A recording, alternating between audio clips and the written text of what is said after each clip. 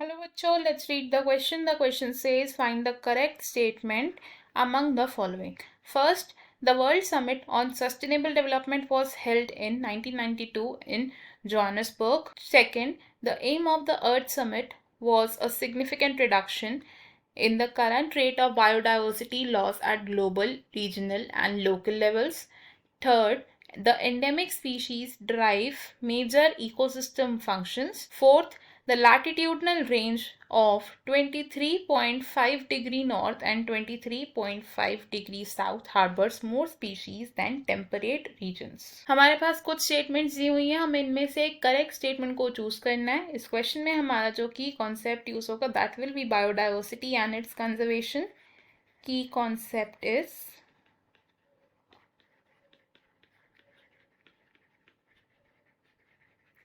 biodiversity and its conservation.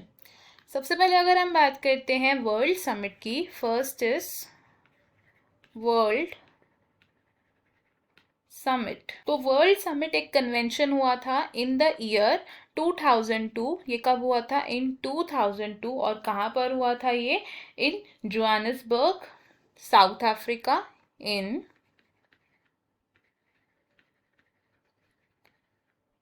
Johannesburg of South Africa. और इस world summit में 190 countries ने पार्टिसिपेट किया था. एंड क्या डिसीजन लिए गए थे? Regarding the reduction in rate of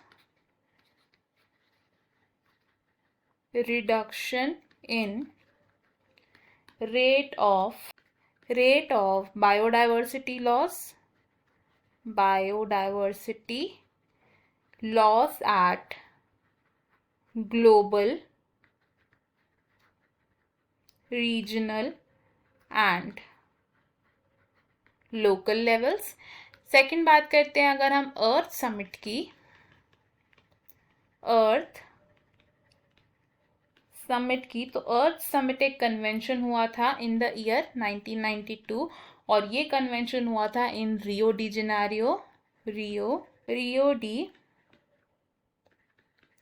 Janeiro. और अर्थ समिट का एम क्या था? अर्थ समिट में नेशंस ने पार्टिसिपेट किया था और क्या मेजर्स लिए थे? For the conservation and sustainable utilization of biodiversity and its benefits. measures for conservation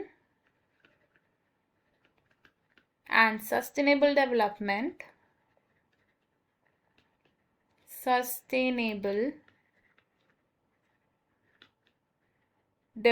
of biodiversity and its benefits. Third बात करते हैं एंडेमिक स्पीशीज की.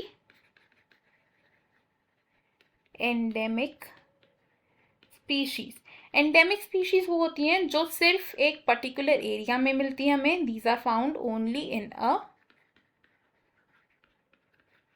Particular geographical reason.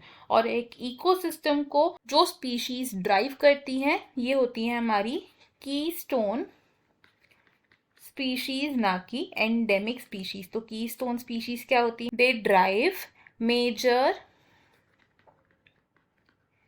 Ecosystem functions. यानी कि ये स्पीशीज डिटरमाइन करती है कि एक इकोसिस्टम किस तरीके से फंक्शन कर रहा है. एंड फोर्थ अगर हम बात करें कुछ लैटिट्यूडनल ग्रेडियंट्स की, fourth is about latitudinal gradients. तो बायोडाइवर्सिटी अलग अलग लैटिट्यूडनल ग्रेडियंट्स पे वेरी करती है. जैसे कि जो ट्रॉपिकल एरियाज होते हैं, इन ट्रॉपिकल एरियाज में देयर इज मोर बायोडाइवर्सिटी. और जो हमारे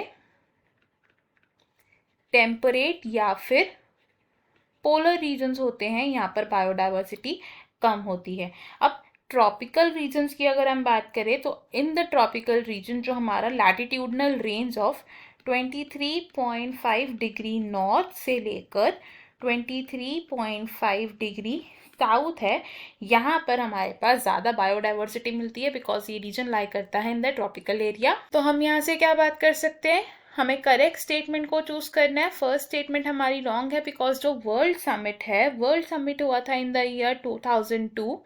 एंड सेकेंड स्टेटमेंट भी हमारी रॉन्ग है बिकॉज अर्थ समिट का जो एम था वो था conservation and sustainable use of biodiversity resources and their benefits.